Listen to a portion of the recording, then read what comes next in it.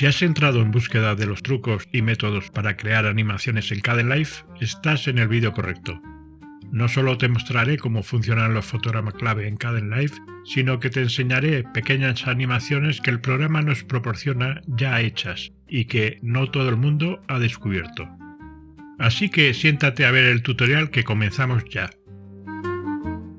He de aclarar que en las últimas versiones de Kdenlive se le han añadido nuevos tipos de interpolación a los fotogramas clave, lo que nos proporciona algunas posibilidades más a la hora de animar texto u objetos.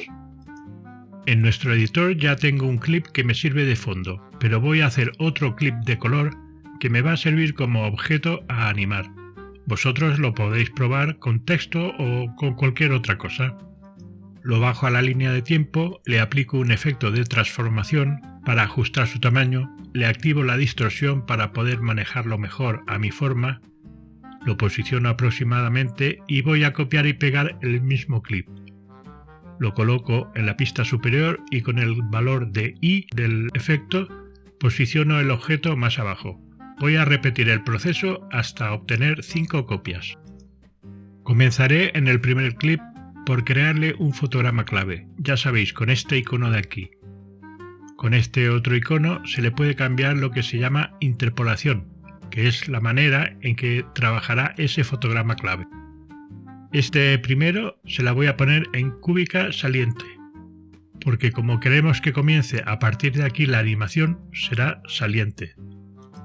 Ahora, importante, sin mover el cabezal de reproducción, voy a ir repitiendo el proceso en cada uno de los clips, pero a cada uno le pongo un tipo diferente de interpolación. Así vamos a poder ver las diferencias entre unos y otros cuando reproduzcamos la animación. Muevo el cabezal donde acabaría la animación y coloco a cada uno de los clips un fotograma clave cuyo tipo de interpolación será suave.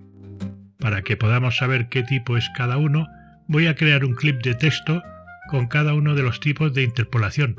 Así lo podremos ver más claro. Para que no puedan molestar los textos, muevo los clips hacia arriba y coloco sobre la pista del fondo la de los textos. Una vez todo preparado, veamos nuestra animación y cómo actúa cada uno de esos tipos de keyframe. Como veis, la primera o cúbica saliente no sale más rápido de lo normal, pero se frena al llegar al punto de destino. La segunda, exponencial saliente, sale algo más rápido, pero llegando al final se frena mucho más.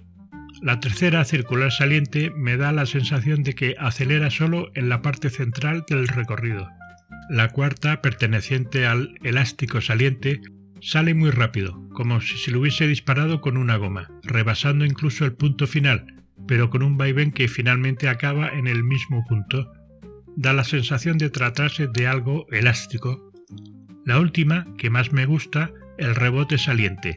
Tiene una salida lenta que acelera poco a poco para, llegando al punto de destino, hacer como si rebotase en ese punto. Si os fijáis, todas llegan al mismo tiempo, pero su animación difiere según el efecto que le queramos dar a las cosas. Y seguro que os preguntáis, ¿qué diferencia hay con las interpolaciones que ponen entrantes? Pues vamos a verlo. Les paso rápido el cambio de interpolación y cambio también los textos. Ahora que están todos cambiados, vamos a ver cómo actúan. Fijaos bien porque la animación de cada uno es exactamente la misma pero a la inversa. Por ejemplo, la de rebote comienza con esos rebotes que van aumentando hasta dispararse hacia su destino.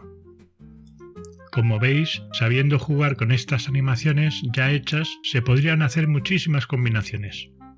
La pena es que, aunque aquí veáis un botón de curvas, al abrirlo podemos ver las curvas de la animación en sí, pero que no nos permite modificarlas, lo que sería un gran avance para tener más libertad a la hora de personalizar nuestras animaciones. En las demás pestañas que veréis, la animación está totalmente plana porque pertenecen a otras propiedades que, en este caso, no hemos tocado. Creo que este vídeo os puede haber ayudado a conocer la forma de animar con Kdenlive, por lo que os pido que os suscribáis, deis un like y compartáis para seguir haciendo crecer el canal. Personalmente, para que sigáis conociendo este editor gratuito, os recomiendo el vídeo que os dejo aquí. Chao.